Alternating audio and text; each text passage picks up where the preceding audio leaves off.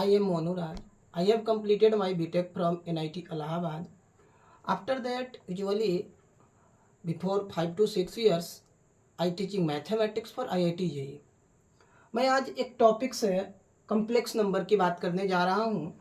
जैसे बात यह है कि व्हाट इज कम्प्लेक्स नंबर और इस कम्प्लेक्स नंबर में हम क्या क्या पढ़ेंगे। सबसे पहली बात, किसी भी चैप्टर्स को पढ़ने के पहले हमें ये ओवरव्यू मालूम होना चाहिए कि इस चैप्टर में क्या क्या पढ़ेंगे और किस तरीके के सवाल आएंगे।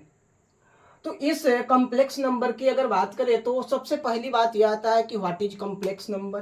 कम्प्लेक्स नंबर क्या है, व्हाट इज कम्प्लेक्स नंबर, ये कम्प्लेक्स नंबर क्या होता है। इसके बाद किस तरीके से रिप्रेजेंट करेंगे, इनके एडिशंस कैसे होंगे, सब्सट्रैक्शन कैसे होगा, यानी हम लोग बात करेंगे कि अलजेब्रिक ऑपरेशंस कैसे कर सकते हैं कम्प्लेक्स नंबर का। उसमें और आगे बढ़ेंगे तो अलग अलग तरीके की बात आएगा कि किस किस फॉर्मेट्स में हम लोग कम्प्लेक्स नंबर को लिख सकते हैं, कितने रिप्रेजेंटेशन के वे हैं। तो अभी मैं बात यह कर रहा हूं कि व्हाट इज कम्प्लेक्स नंबर। और दूसरी बात यह है कि कम्प्लेक्स नंबर की जरूरत आखिर कैसे पड़ा और कैसे कम्प्लेक्स नंबर बन के आया। जैसे 10th तक में बच्चे पढ़ते हैं रियल नंबर, ये रियल नंबर के बारे में तो जानते हैं, और इस रियल नंबर के ही दो पार्ट हो जाते हैं और ये होता है रेशनल और इरेशनल। ये 10th तक के बच्चों को मालूम होता है, रेशनल और इरेशनल। इसको बोल देते हैं कि पी बाई क्यू के फॉर्म में होगा और क्यू नॉट इक्वल टू 0 होगा, क्यू की वैल्यू 0 नहीं होना चाहिए। और ये जो फॉर्म है जैसे √3 √5 ये सब जो है इरेशनल नंबर की बात करते हैं। तो मैं ये बात कर रहा हूँ कि जैसे हमें अगर स्क्वायर रूट की बात करें तो रियल नंबर्स का स्क्वायर रूट डिफाइन है। जैसे अगर मैंने लिखा √9 तो ये √9 को हम लोग ±3, जैसे कई बार ऐसे लोग लिखते हैं, लेकिन ये गलत है। ये √9 इसका जो रूट आएगा वो +3 होगा, ये प्लस में आएगा, ये माइनस नहीं आएगा। बट यही अगर x² = 9 रहेगा तो x की वैल्यू ±√9 लिखते हैं, लेकिन इस 9 की जो वैल्यू है √9 का वो +3 ही होता है। तो अब बात यह है कि तो ये तो रियल नंबर, लेकिन यही अगर माइनस में संख्या हो जाए, जैसे -√9 की अगर बात करें तो ये रियल नंबर में not define in real number, not define in real number, ये रियल नंबर में डिफाइन नहीं है। तो इससे अब रियल नंबर में ये डिफाइन नहीं है तो इसके लिए कॉम्प्लेक्स नंबर की उत्पत्ति हुआ और इसमें डिफाइन ये किया गया कि -1 के रूट को हम लोग आई बोलेंगे और इसी को आयोटा कहा गया। ये क्या है? आयोटा है। एक नंबर्स इमेजिनरी नंबर, इमेजिनरी ये कंसेप्ट दिया गया कि -1 के जो रूट है जो रियल नंबर में डिफाइन नहीं है इसे हम लोग आई बोलेंगे और जिसका नाम आयोटा दिया गया। और इसे लिखा गया कि ये जो √9 होगा माइनस का, ये माइनस का √9, इसे लिख दिया गया कि √9 × √-1। अब ये जो है 3i के बराबर हो गया। ये कंसेप्ट आया आयोटा का। आयोटा का कंसेप्ट जो आया है ये निगेटिव नंबर्स के स्क्वायर रूट से आया है। तो अब इसमें अगर आगे हम लोग बात करें कि कम्प्लेक्स नंबर होता है, कि अभी हमने ये सीखा कि ये अगर रियल नंबर्स में निगेटिव का स्क्वायर रूट डिफाइन नहीं है तो उसके लिए बात आया कि हमारे पास जो आएगा वो आयोटा का कंसेप्ट आएगा, जिसे आई से डिनोट करेंगे, वो आयोटा है। अब बात ये आएगा कि कम्प्लेक्स नंबर क्या होता है। तो any numbers which is written in the form of x + iy, यानी कोई भी नंबर जो x + iy के फॉर्म में लिखा हुआ हो वो रियल नंबर नहीं होकर के ये कॉम्प्लेक्स नंबर होगा। और जनरली कॉम्प्लेक्स नंबर को हम लोग z से डिनोट करते हैं, इट इज कॉम्प्लेक्स नंबर। ये नोटेशन है कॉम्प्लेक्स नंबर का। ऐसा कोई हार्ड एंड फास्ट रूल नहीं है, बट जनरली z से ही हम लोग कॉम्प्लेक्स नंबर को डिनोट करते हैं। अब बात यह आएगा कि x और y क्या होगा। तो here x and y belongs to real number, ये जो होंगे वो रियल नंबर को बिलोंग करना चाहिए। यानी एग्जाम्पल के तौर पे अगर देखेंगे तो हम लोग ऐसा लिख सकते हैं 3 + 4i। ये 3 और 4 हमारा रियल नंबर है। किसी के मन में यह आएगा कि क्या ये ये तो रेशनल नंबर है, ये भी रेशनल है। इरेशनल हो सकता है या नहीं हो सकता? बिल्कुल हो सकता है। मैंने अगर लिख दिया कि √3 प्लस 5i, तो ये कॉम्प्लेक्स नंबर की उत्पत्ति हुआ है इस तरीके से। और कोई भी संख्या, कोई भी नंबर जो x प्लस आई वाई के फॉर्म में लिखा गया है उसे हम लोग क्या बोलेंगे? Complex number. और जनरली इसे c या z से डिनोट किया जाता है। तो generally it is denoted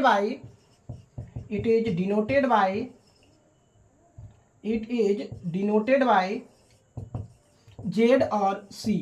generally z या c से हम लोग इसे डिनोट करते हैं। अब देखिए ये जो i है ये √-1 को बोले। हमने -1 के स्क्वायर रूट को i बोला है। क्या अगर दोनों तरफ मैं स्क्वायर करा दूं तो i² = -1 का स्क्वायर। अब ये i² की वैल्यू हो जाएगा -1, यानी i² की वैल्यू कितना होगा? -1 होगा। उसी तरीके से अगर इस i² में i का मल्टीप्लिकेशन करा दूं तो -1 × i हो जाएगा, यानी i³ की वैल्यू हो गया -i। अगर इसी का मैं स्क्वायर करा दूं, जैसे i² का स्क्वायर = -1 का स्क्वायर, तो यहां से आया i का पावर 4 = 1। अभी बड़ा इंटरेस्टिंग चीजें आ रहा है कि पावर 1 है तो i है, 2 है तो -1 हो गया, 3 है तो -i हो गया, 4 है, यानी कोई भी अगर पावर 4 का मल्टीपल होगा तो वो तो 1 बन जाएगा। जैसे मैं अगर बोलूं कि i का पावर मैं निकालना चाहता हूं 243, तो अगर i का पावर 243 हमें निकालना है तो हमें ये सोचना होगा कि ये कितना और सिंप्लीफाई हो सकता है। जैसे मैं ये लिखूंगा कि i की पावर 4 में अगर उसे लिखने की कोशिश करूं तो उसको 1 बना सकते हैं। तो हमने ये लिखने की कोशिश किया कि 4 के मल्टीपल में इसको अगर हम लोग तोड़े तो 4 × 60 कर लेंगे, यानी 240 हो जाएगा। और 3 बच गया तो i का पावर में 3 लिख दिया। अब देखिए i का पावर 4 का पावर 60 अगर कर रहा हूं और i का पावर 3, तो यहां i का पावर 4 जो कि हमें मालूम है 1 होगा, तो इस i के पावर 4 को हमने 1 लिखा। अब ध्यान से देखिएगा तो ये तो 1 बन गया। और ये i³ अभी हमने निकाल के रखा था कि i³ की वैल्यू कितना होगा? -i होगा। तो यानी i का पावर 243 जो है हमारा -i बन के आया। अब देखिए हम लोग इसको जनरलाइज बातें सीखेंगे कि अगर i का पावर कितना भी हो, अगर i का पावर कुछ भी दे दे तो उसे हम लोग कैसे निकालेंगे। i का पावर कितना भी दिया रहे तो जनरल फॉर्मेट की बात करें, अभी आपने ये देखा कि 4 से अगर पूरा भाग लग जाएगा किसी के पावर में तो वो हमारा जो नंबर है 1 बन जाएगा। अगर 4 का मल्टीपल नहीं लग रहा है तो अगर मैं किसी नंबर में 4 से भाग दूं, if any number is divided by 4 then remainder will be, तो यहां से अगर हम लोग क्वेश्चन तो कुछ आएगा, रिमाइंडर जो आएगा ये रिमाइंडर हमारे पास 0 आ सकता है, 1 आ सकता है, 2 आ सकता है, 3 आ सकता है, 4 तो कभी आएगा नहीं, 4 से छोटा ही रहेगा, 1, 2 और 3 आ सकता है। और बात यह है कि रिमाइंडर कितना आएगा उस पर डिपेंडेंसी रहेगा, क्योंकि पावर 4 तो 1 बन जाएगा। तो अब जनरल बात अगर हमें सीखना है तो मैं ये बोल दूं अगर कि i का पावर 4n, इसमें रिमाइंडर में 0 की बात कर रहा हूं कि अगर रिमाइंडर 0 आ गया यानी किसी भी i का पावर गिवन है और उस पावर में मैं 4 से भाग दूं और पूर्णतः लग जाए, यानी any power of i is divisible by 4 then our answer will be 1। अगर 4 से मैं भाग दे रहा हूं और वो पूरा भाग लग गया तो उसका आंसर कितना आ जाएगा? 1 आएगा। अगर मान लो मैंने भाग दिया तो रिमाइंडर की चांसेस है कि 1 बचे। 4n + 1 का मतलब कि उस पावर में i के पावर में मैं 4 का डिवीजन करा रहा हूं और रिमाइंडर 1 बच रहा है, तो रिमाइंडर 1 बचेगा तो वो i के बराबर हो जाएगा। ये भी चांसेस है कि मैं 4 से भाग दूं रिमाइंडर 2 बच जाए तो i² जैसा बनेगा। और i² अभी पहले हमने देखा कि i² की वैल्यू कितना होगा? -1 होगा। अब उसी तरीके से i का पावर 4n + 3 बन सकता है, यानी रिमाइंडर कितना आएगा? 3 आएगा। देखो रिमाइंडर 0 वाला ये रहा, रिमाइंडर 1 वाला ये हो गया, रिमाइंडर 2 का ये आया, रिमाइंडर 3 ये बनेगा। रिमाइंडर 3 का मतलब i के पावर 3 के बराबर होगा, क्योंकि i के पावर, देखो इसको ऐसे तो भी तो लिख सकते हैं ना, i का पावर 4n × i का पावर 3, तो ये तो 1 बन जाएगा। तो ये i³ मिला, i³ की वैल्यू -i होगा। तो अब इसमें आप देखो, हमें बहुत सारी चीजें ध्यान नहीं रखना, हमें इतनी बात ध्यान रखना है कि ये फॉर्मेट हमें ध्यान में रहे कि आई का अगर कोई पावर कितने भी पावर दे रहा हो तो हमें ध्यान रखना है कि वो आई का पावर जो है 4 से डिविजिबल है, रिमाइंडर 1 आ रहा है, रिमाइंडर 2 आ रहा है या रिमाइंडर 3 आ रहा है। अगर डिविजिबल है तो 1 होगा, रिमाइंडर 1 आ रहा है तो आई होगा, रिमाइंडर 2 आ रहा है तो -1 होगा और रिमाइंडर 3 आ रहा है तो -i बन करके आएगा। अब बात यह है कि दूसरे तरीके से अगर सवाल जो है इस तरीके से दे दे कि आई का पावर 210 प्लस आई का पावर 110, ये हमारा क्वेश्चन है कि इसकी वैल्यू क्या होगा। तो हमें आई 4 से इसमें डिविजिबल कराना होगा, तो आप 4 से भाग दो 210 में। 4 से जब भाग देंगे आप तो देखेंगे आपकी ये तो जो है 4 का मल्टीपल कराएंगे तो 4 पच्चे 20, 1 बचेगा, 4 दूना 8 और रिमाइंडर 2 बचेगा। इसकी अगर बात करें ये तो पूरा हो गया, इसकी बात करें 4 से अगर भाग देंगे तो 4 दूना 8, 3 रिमाइंडर बचा अभी 3 और 0 4 27, तो अब 2 बच गया रिमाइंडर। अब देखो ध्यान से, ये जो नंबर है ये बना और ये नंबर बना, तो आई का पावर 4 का जो मल्टीपल होगा वो तो 1 बन जाएगा और आई स्क्वायर मिला, प्लस ये भी 1 बनेगा और यहाँ से आई स्क्वायर मिलेगा। आई स्क्वायर की वैल्यू -1 होगा और प्लस का -1, यानी टोटल वैल्यू आया -2। तो इस तरीके से आई की पावर्स जितने भी रहेंगे हम लोग उतना निकाल सकते हैं। बट क्वेश्चंस जो है कई बार अलग तरीके से दे देगा। जैसे देखो एक क्वेश्चन इस तरीके से लिखने की तरीके में चेंजिंग ला रहा है, ये -1 माइनस इसका पावर लगा दिया और इसका पावर लगा करके बोल रहा है कि इसका पावर हमारा जो है 4n + 3 है, 4n + 3, इसकी वैल्यू क्या होगा। अब देखो आप ध्यान से कि √-1, इसको हमने क्या बोला था, आई बोला था, आई, तो ये हो गया आई, तो ये -i का पावर 4n + 3। अब ध्यान से समझना होगा कि 4n + 3, जैसे किसी भी निगेटिव नंबर का पावर की अगर बात करें तो किसी भी निगेटिव नंबर का पावर जो है, निगेटिव नंबर का पावर इवन रहेगा तो वो पॉजिटिव बन जाएगा, अगर ऑड रह रहा है तो वो माइनस ही रहेगा। जैसे आप देखो, जैसे मैंने बोला कि -1 का पावर 5 और -1 का पावर 6, तो ये -1 बनेगा और ये 1 बनेगा। यहाँ पावर ऑड है और यहाँ पावर इवन है, तो किसी भी निगेटिव नंबर का पावर अगर इवन है तो वो पॉजिटिव बन जाएगा और निगेटिव नंबर्स की पावर अगर ऑड है तो वो निगेटिव ही रहेगा। तो यहाँ पर आप क्या देख रहे हो कि ये जो है -1 का पावर 4n + 3 है। अब हमें बात ये सीखना है कि 4n + 3 इवन है या ऑड है। तो 4n + 3 में अगर 2 से भाग देंगे तो रिमाइंडर 1 बचेगा, दैट इज ऑड नंबर। ये अगर ऑड नंबर है तो ऑड नंबर है तो माइनस लग के बाहर आएगा, तो माइनस तो बाहर आ जाएगा और आई का पावर 4n + 3 होगा। ये माइनस क्यों बाहर आया, क्योंकि ये जो नंबर है दिस इज ऑड, ये ऑड नंबर है। ऑड नंबर के लिए ये जो पावर है माइनस बाहर निकल जाएगा। अब इसकी बात ये है कि तो आई का पावर 4n + 3, अभी हमने सीखा है कि आई का पावर 4n + 3 कितना होगा, -i होगा, तो ये बन गया आई। तो इसका आंसर क्या हो गया, आई हो गया, यानी ये आई बन करके आया। अब इस तरीके की क्वेश्चंस जो है आयोटा के नंबर्स के आधार पर जो है बहुत सारे मिलेंगे। ये अभी सिंपली हमने सीखा है कि आयोटा की प्रॉपर्टी यानी कि किस तरीके से निकल सकता है। अब और इंटरेस्टिंग चीजें हैं, अब देखो ध्यान से, अभी हमने क्या देखा कि एक एक पावर बढ़ते जा रहा है। जैसे 4 का पावर, आई का पावर 4n है, उसमें 1 बढ़ा, 2 बढ़ा, 3 बढ़ा, इन चारों को ऐड करके देखो। अगर आप थोड़ा सा ऐड करके देखेंगे तो एक बड़ी इंटरेस्टिंग चीज मिलेगा और वो मिलेगा कि 1 से 1 कट गया, 1 से 1 कटा, -1 और 1, आई से आई कट गया, तो ये जो है 0 बन रहा है। यानी आप ये देख रहे हैं कि अगर आई का पावर 4n है, आई का पावर 4n + 1 है और आई का पावर 4n + 2 है और आई का पावर 4n + 3 है, तो ये टोटल मिलकर के 0 बन रहा है। अब ध्यान से समझने वाली बात ये है कि ये अगर कोई भी आई का पावर लगातार 4 मिले, जैसे मैं ये लिखूं आई का पावर n, आई का पावर n + 1, आई का पावर n + 2, आई का पावर n + 3, ये 4 है, 1 2 3 और 1 4, इनका सम भी 0 होगा। अब ध्यान से समझो, ये लगातार होनी चाहिए पावर। अब क्या मिलेगा, कैसे आया, अब आप सोच रहे हो ये तो चलो दिख रहा है यहाँ से कि 4 का पावर जो है ये हमने सीखा है, तो वो जीरो होगा। ये कैसे जीरो हो गया? अब देखो ध्यान से, सब में से आई का पावर n में कॉमन कर सकता हूँ, इसमें क्या बचेगा 1, यहाँ क्या बचेगा, तो एक तो कॉमन हो गया, तो आई का पावर 1 बच रहा है, यहाँ आई का पावर 2 बच रहा है, और यहाँ आई का पावर 3 बच रहा है।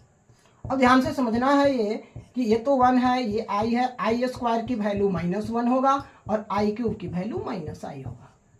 अब देखिए ये -i और i कट गया, 1 1 कट गया, यानी टोटल जो है 0 बन गया, तो ये भी 0 रहेगा।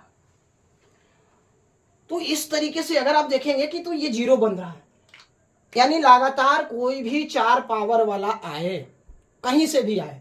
अब आपके मन में होगा क्या आई का पावर ये मैं ऐसे लिख दूं तो क्या वो हो जाएगा?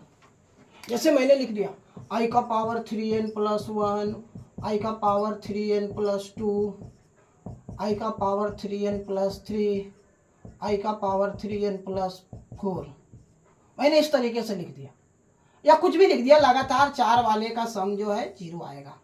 अब थोड़ी सी और बात सीखते हैं, अगर ये पावर जो है दो के डिफरेंस में आए तो कैसे होगा? जैसे मान लो मैंने एक आई लिखा, आई का क्यूब लिखा, आई का पावर 5 लिखा और आई का पावर 7 लिखा, इन सब में पावर का जो चेंजेज हो रहा है, दो का चेंज हो रहा है, लेकिन ये संख्या है कितनी बार? 4 है, यानी टोटल हमारे पास 4 है। मैं बोल रहा हूँ ये भी 0 आना चाहिए, देखते हैं कितना आता है। तो आई को तो आई लिखेंगे, आई क्यूब को -i लिखेंगे। चलिए आई का पावर 4 1 होगा, यहाँ है 5, तो ये आई हो जाएगा, 4 से भाग देंगे तो 3 बचेगा, यानी ये आई क्यूब होगा। तो आप ध्यान से देखो, ये आई प्लस का ये -i, ये प्लस का i और ये माइनस का i, कट गया, 2 प्लस का और 2 माइनस का, 0। यानी एक और इंटरेस्टिंग चीज आप देख ही रहे हो कि अगर पावर है सेम डिफरेंस के साथ, यहाँ डिफरेंस कितना? 2 का डिफरेंस, बट संख्या कितनी होनी चाहिए? 4, यानी ये 4 लगातार जो है सेम डिफरेंस वाले, यानी सेम पोजीशंस वाले जो है 4 हमारे पावर आई का आ जाएंगे, तो वो क्या बन जाएगा? 0 बन जाएगा। अब थोड़ी सी और दूसरे तरीके के सवाल आएगा, इस आयोटा के कंसेप्ट पर वो भी सीखते हैं। अब देखो ध्यान से, बहुत सारी चीजें ऐसी हैं जो हमें सामने से नहीं दिखेगा, जैसे पावर n आ जाएगा, आप सोचोगे 4 से कैसे भाग दें? अब ये देखिए, जैसे मैंने एक सवाल और लिया, 1 + i का पावर 6 और 1 - i का पावर 6। अब कोई 10th क्लास का बच्चा है, उसको तो ये मालूम नहीं है कि ये पावर 6 का कैसे तोड़े, या जो भी है, जो अगर बाइनोमियल थ्योरम जानते हैं तो वो उसके कंसेप्ट से भी आगे बढ़ सकते हैं, बट सिंपली हमें सिंपल वे में जाना है। तो अब देखो इसकी वैल्यू हमें बताना है कि क्या होगा। तो आप क्या देख रहे हो? अच्छा, ये 1 + i है, तो इसके स्क्वायर का क्यूब है ये, और ये 1 - i के स्क्वायर का क्यूब हो जाएगा। अब ध्यान से देखो, 1 + i का होल स्क्वायर के लिए आप लिखोगे 1 + i² प्लस का 2i, ये होगा, इसका क्यूब होगा, ये होगा 1 + i² माइनस का 2i का क्यूब होगा। अब ध्यान से सीखो, अब मैं बार बार उस तरीके से लिखने की कोशिश नहीं करूंगा, मैं बोलूंगा कि i² की वैल्यू तो -1 होता है, ये i² की जो वैल्यू है ये -1 होता है, तो ये दोनों कट जाएगा, यहाँ भी i² की वैल्यू -1 होता है और उसके बगल में +1 बैठा हुआ है, ये दोनों क्या हो जाएंगे? कट जाएंगे। तो जैसे ये दोनों कट गया तो क्या मिला हमें? 2i का पावर 3 और प्लस में -2i का पावर 3 हो जाएगा। अब देखो 2 का क्यूब कितना? 8 i क्यूब, यहाँ देखो फिर से निगेटिव का पावर ऑड है तो ये माइनस आएगा 8i क्यूब। तो ये जो है प्लस का 8i क्यूब और माइनस का 8i क्यूब बन रहा है। तो इसे अब क्या करें? तो ये पावर जो है और टाइम्स था, तो इस तरीके से यही अगर सवाल में पावर और यहाँ तो इवन था, स्क्वायर करने के बाद ऑड बन गया और चेंजेज लाया जा सकता है, तो यहाँ तो दोनों कट के 0 आ जा रहा है। तो आपके मन में आएगा क्या सबका आंसर 0 होगा? बिल्कुल नहीं। अब देखो इसी में इसका पावर अगर मैं चेंज कर दूं, ध्यान से समझिएगा, इसके अगर पावर को चेंज किया जाए, जैसे मान लो कि मैंने 6 की जगह 12 कर दिया, मैंने क्या किया कि 1 + i का पावर 12 है और 1 - i का पावर भी 12 है। अब इसकी वैल्यू पूछ रहा है कि कितना होगा। तो अब देखो फिर से आप वही बात लगाओगे कि 1 + i का होल स्क्वायर करेंगे और इसका पावर 6 हो जाएगा 1 माइनस आई का होल स्क्वायर करेंगे, इसका पावर 6 हो जाएगा, क्योंकि 6 इंटू 2 12 हो जाएगा। अब देखो अभी जैसा किया था सिंपली वैसे ही आएगा, और ये 2i का पावर 6 हो जाएगा, ये 1 प्लस आई स्क्वायर माइनस का 2i का पावर 6 होगा। फिर से मैं वही बात बोलूंगा कि आई स्क्वायर की वैल्यू कितना होगा, -1 होगा, तो ये 1 और -1 कट जाएगा, यहाँ भी 1 और -1 कटेगा, तो ये बचेगा 2i का पावर 6 और प्लस माइनस 2i का पावर 6। देखो अब बड़े ध्यान से, यहाँ क्या था, पावर ऑड था, यहाँ क्या आ गया, पावर इवन आ गया, तो 2 का पावर 6 यानी 64 हो जाएगा, i का पावर 6, और यहाँ भी प्लस ही बन जाएगा, वहाँ जो माइनस बन रहा था इसलिए वो कट रहा था, तो यहाँ भी बनेगा 64 i का पावर 6, तो ये बन जाएगा 128 i का पावर 6। i के पावर 6 की वैल्यू 4 इंटू 2, 4 और 2 4 और 2 6 हो जाएंगे, यानी आई स्क्वायर मिलेगा हमें। तो आई स्क्वायर की वैल्यू कितना होता है, -1, तो ये -128 हो गया। तो ये सिंपली जो है, ये क्वेश्चंस जो आपको अभी दिख रहे हैं ये आयोटा के फॉर्म पे सिंपली। और इससे अगर आगे बढ़े तो अलजेब्रिक एक्सप्रेशन में हम लोग अलजेब्रा की समेशन की बात करते हैं, और इसमें जैसे अभी तो हमने जब आयोटा आया, आई आया, जैसे ही हमने कॉम्प्लेक्स नंबर की डिफिनेशन को देखा कि जेड जो होगा, Z is equal to x plus I Y, कई बुक्स में लिखा हुआ मिलेगा ए प्लस आई बी।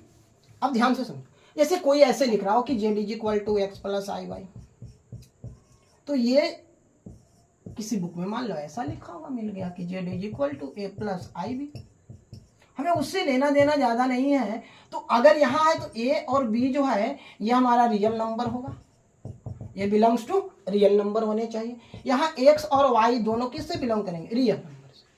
अब ध्यान से समझने वाली बात यह है कि हम लोग रियल पार्ट ऑफ जेड किसको बोलेंगे, जो पहले लगा हुआ, जो आई के साथ नहीं है, जो रियल नंबर है यानी एक्स, और इमेजिनरी पार्ट आई के साथ जो लगा हुआ है उसे हम लोग इमेजिनरी पार्ट की बात करते हैं, यानी इमेजिनरी पार्ट ऑफ जो जेड होगा वो वाई होगा। इस केस में रियल पार्ट कौन हो जाएगा, इसी इमेजिनरी पार्ट और रियल पार्ट जेड को लिखने का शॉर्ट फॉर्म ये है कि ये आर ई जेड लिख दिया, that means real part of z. यहाँ real part of z a है, आई एम जेड में लिख रहा हूँ, इसका मतलब है इमेजिनरी पार्ट ऑफ जेड, ये कितना है, बी है। तो बात यह है कि रियल पार्ट और इमेजिनरी पार्ट किसी भी कॉम्प्लेक्स नंबर का जो है, यहाँ से देख के हम बताएंगे, यानी अगर किसी कॉम्प्लेक्स नंबर बहुत सारा कॉम्प्लिकेटेड फॉर्म में लिखा हुआ है और उसको सिंप्लीफाई करके आपसे पूछेगा कि simplify and right the real part and imaginary part of that complex number, तो आपको इस फॉर्मेट में उसे लाना होगा, तब जाकर के हम लोग x और y को रियल, x को रियल पार्ट और y को इमेजिनरी पार्ट बोलेंगे, या इस फॉर्म में लाइए a प्लस आई बी के फॉर्म में। तो अब बात यह आया कि चलो ठीक है, हमें रियल पार्ट दिख रहा है, इमेजिनरी पार्ट दिख रहा है, तो एक छोटी सी बात हमें और सीख लेना है। जैसे देखो, ये अगर मैं ये बोलूं कि ये जो है हमारा रियल पार्ट ऑफ जेड जो है x है और इमेजिनरी पार्ट ऑफ जेड जो है y है। अब ध्यान से समझने वाली बात है, हो तो सकता है कि रियल पार्ट जेड 0 हो जाए, इमेजिनरी पार्ट जेड 0 हो जाए। अब ध्यान से देखिएगा कि अगर real part of z is equal to 0, if, पहली कंडीशन में ये बात बोल रहा हूं कि अगर रियल पार्ट ऑफ जेड क्या हो जाए, 0 हो जाए। अगर real part of z is 0 और मैं ये बोल रहा हूं कि और जेड 0 नहीं है और imaginary part of z not equal to 0, ये 0 नहीं है, then z is known as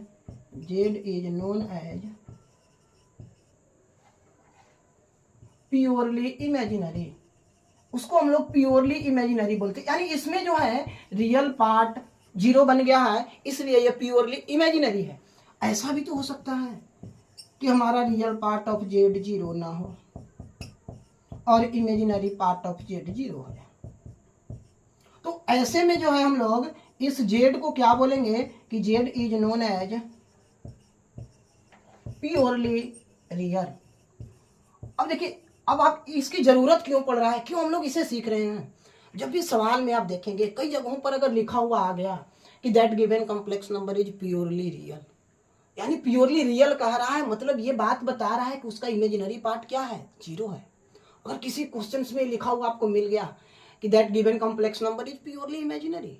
अगर कोई प्योरली इमेजिनरी की बात कर रहा है, वो सवाल में लिख के दिया आपको कि ये प्योरली इमेजिनरी है, तो आपके दिमाग में ये बात बैठना चाहिए, अगर प्योरली इमेजिनरी है तो उसका रियल पार्ट क्या होना चाहिए, 0 होना चाहिए। उस रियल पार्ट को 0 बनना ही पड़ेगा। और उस सवाल में फिर हम लोग जब जैसे ही आगे बढ़ेंगे तो हम लोग इसको बात बताएंगे। सबसे पहले उसको सिंपलेस्ट फॉर्म में, ये जनरल फॉर्म में लिखेंगे x प्लस आई वाई के रूप में, और उसके बाद हम लोग उसके रियल पार्ट को क्या करा देंगे, 0 करा देंगे। तो इस तरीके के भी कई क्वेश्चंस मिलेंगे।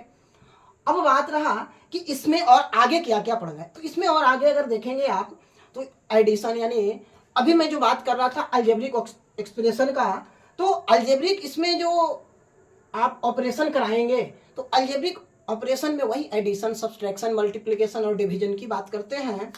तो कॉम्प्लेक्स नंबर, तो दो कॉम्प्लेक्स नंबर इक्वल कब होगा, सबसे पहली बात आता है इक्वालिटी ऑफ कॉम्प्लेक्स नंबर। उसमें अब बात आएगा equality of two complex number, यानी दो कॉम्प्लेक्स नंबर इक्वल कब होगा। तो दो कॉम्प्लेक्स नंबर में इक्वालिटी की बात कर रहे हैं, तो दो कॉम्प्लेक्स नंबर इक्वल कब कहलाएंगे। देखिए, और दूसरी बात यह है कि कोई अगर आपसे ये बोले कि क्या कॉम्प्लेक्स नंबर में इनइक्वालिटी वैलिड है, तो नहीं, कॉम्प्लेक्स नंबर में इनइक्वालिटी वैलिड नहीं है, यानी बड़ा और छोटा की हम लोग जनरली बात नहीं करते हैं।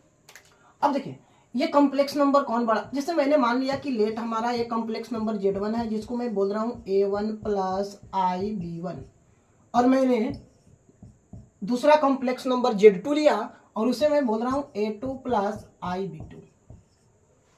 अब बात ध्यान से समझने वाली ये है कि अगर इफ Z1 बराबर Z1 और Z2 को अगर इक्वल दिखाना है तो हमें बात ये करना होगा। तो देखिए कैसे बराबर होगा, तो रियल पार्ट ऑफ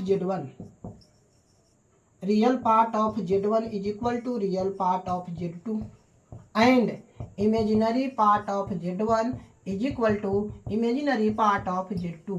यानी कोई भी कॉम्प्लेक्स नंबर अगर दो कॉम्प्लेक्स नंबर इक्वल है तो इसका मतलब ये है कि उसके रियल पार्ट के बराबर होने चाहिए और इमेजिनरी पार्ट के बराबर होने चाहिए। जैसे यहाँ अगर Z1 बराबर Z2 तो रियल पार्ट ऑफ Z1 क्या, यानी A1 बराबर A2 होना चाहिए and B1 is equal to B2 होना चाहिए। तो ये रियल पार्ट्स थे और ये इमेजिनरी पार्ट्स थे। तो दो कॉम्प्लेक्स नंबर को अगर आपको इक्वलिटी दिखाना है, अगर वो दोनों इक्वल हैं तो उसके रियल पार्ट के बराबर हो जाएंगे और इमेजिनरी पार्ट के बराबर रहेंगे। तो ये इक्वलिटी की बात है। एडिशन सब्सट्रैक्शन की अगर बात करें तो दो कॉम्प्लेक्स नंबर अगर ऐड करने की बात करेंगे कि तो Z1 प्लस Z2 क्या होगा, तो आप देखो, तो रियल पार्ट के साथ ऐड होगा, यानी A1 प्लस A2 लिखेंगे और इमेजिनरी पार्ट के साथ इमेजिनरी पार्ट ऐड होगा, ये हो गया। अगर Z1 माइनस Z2 की बात किया तो हम लोग बात बोलेंगे कि तो A1 माइनस A2 हो जाएगा, और यहां मैं B1 माइनस B2 की बात कर दूंगा। ये है एडिशन और यह सब्सट्रैक्शन। यानी एडिशन और सब्सट्रैक्शन अगर कॉम्प्लेक्स नंबर का कराना है तो रियल पार्ट के साथ ऐड होगा, इमेजिनरी पार्ट के साथ ऐड होगा या सब्सट्रैक्ट होगा। मल्टीप्लिकेशन की बात करें तो मल्टीप्लिकेशन अगर कराना है, मान लो हमें Z1 इंटू Z2 कराना है, तो आप सिंपली जैसे मल्टीप्लाई करते हो हमें वैसे ही करना होगा, जैसे IB1 हो गया और A2 प्लस IB2। अब इसका मल्टीप्लिकेशन हमें कराना है, तो मल्टीप्लिकेशन के लिए हमें क्या कराना होगा वो आप ध्यान से देखो। तो इसके मल्टीप्लिकेशन के लिए जैसे मैं बोल रहा हूं कि Z1 इंटू Z2 बराबर आया हमारा A1 plus IB1 into A2 plus IB2। अब जैसे अलजेब्रा का मल्टीप्लिकेशन कराते हो सिंपली, जैसे A का मल्टीप्लिकेशन इन दोनों से होना चाहिए, तो A1 A2 आया, IB1 A1 आया, IB1 A2 आया, I इंटू आई यानी I स्क्वायर B1 B2 आएगा। ये सिंपली जो अलजेब्रा में मल्टीप्लिकेशन कराते हैं मैंने वैसे ही कराया। अब ध्यान से देखने वाली बात ये होगा कि ये दोनों इमेजिनरी पार्ट है, तो मैं I के साथ लिख देता हूँ B2 A1 plus B1 A2। अब देखो आप ध्यान से, ये I स्क्वायर की वैल्यू कितना होगा, -1। अब ये बन गया रियल नंबर, तो ये बनेगा A1 A2 माइनस का B1 B2, ये रियल पार्ट है, और ये आपका B2 A1 plus B1 A2 ये आपका इमेजिनरी पार्ट हो गया। यानी दो कॉम्प्लेक्स नंबर के मल्टीप्लिकेशन की बात करें तो ऐसे बनेगा। अब किसी के मन में यार आओ कि तो डिवाइड कैसे कराएंगे, तो अगर Z1 बाई Z2 की बात कर रहे हैं तो A1 प्लस IB1 और A2 प्लस IB2 आएगा। तो अब इस तरीके की जहां भी बात आएगा तो हम लोग उसको जैसे सिंपली अपने अगर देखा होगा कि इमेजिनरी नंबर्स यहाँ आ रहे हैं तो क्या लगेगा, जैसे इरेशनल नंबर में आप रेशनलाइजेशन कराते थे, जैसे डिनोमिनेटर में जितना होता था उसके अपोजिट साइन से ऊपर और नीचे मल्टीप्लाई करा के करते थे, वैसे ही हम लोग चाहेंगे कि नीचे जो है रियल नंबर बन जाए, तो इसके लिए उसके कंजुगेट से मल्टीप्लाई करते हैं। तो उसमें आगे हमें बात करना होगा कि कंजुगेट क्या होगा, तो उसमें कंजुगेट की मल्टीप्लाई कराएंगे। जैसे सिंपली जो आप रेशनलाइजेशन कराते थे वैसे भी अगर आप सोच लेंगे कि इसके साइन का उल्टा, जैसे यहाँ प्लस है तो माइनस वाला, माइनस होगा तो प्लस वाला, ऊपर नीचे मल्टीप्लाई कराएंगे, फिर से वही सिंप्लीफाई करके x प्लस आई वाई के रूप में हम निकालेंगे और हमारा जो है डिवीजन हो जाएगा।